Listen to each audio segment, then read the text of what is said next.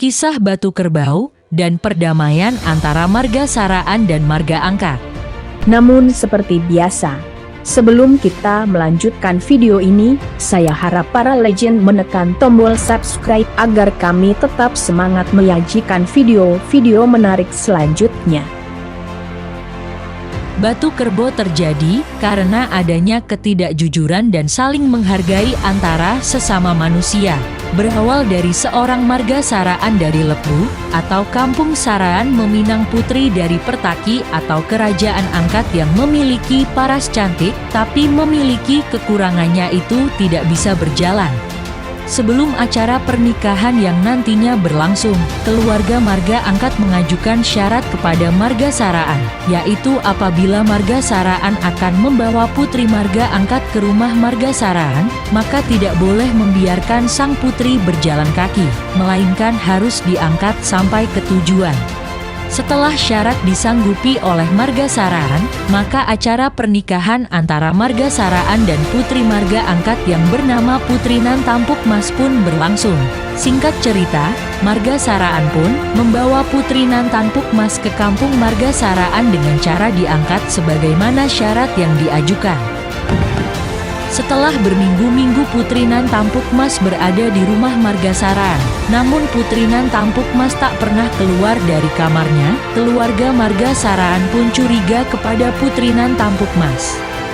Akhirnya pihak keluarga Marga Saraan memeriksa keadaan Putri Nan Tampuk Mas dan keluarga Saraan terkejut melihat Putri Nan Tampuk Mas, karena ternyata Putri Nan Tampuk Mas yang mereka sayangi tidak bisa berjalan. Setelah mengetahui kebenarannya, mertua serta adik iparnya jadi membenci dirinya, namun tidak dengan Saraan yang tetap menyayanginya. Hari-hari Putri Nan Tampuk Mas mendapatkan hinaan yang membuatnya tidak tahan.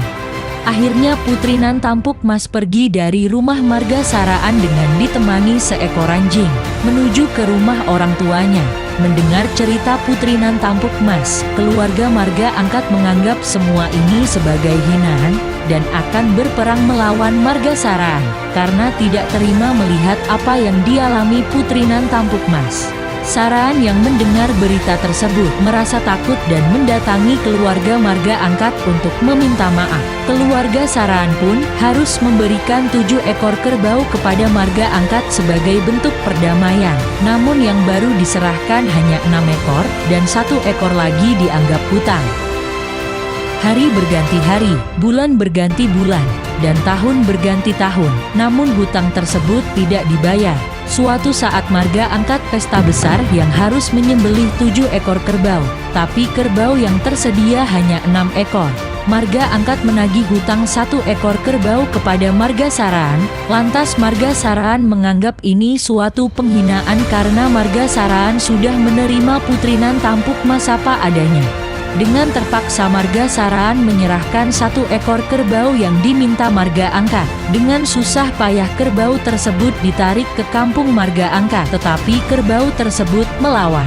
Tiba-tiba alam bergemuruh, petir dan halilintar bersahutan. Seketika kerbau yang dibawa Marga Saraan berubah menjadi batu dan sayup-sayup terdengar suara aneh.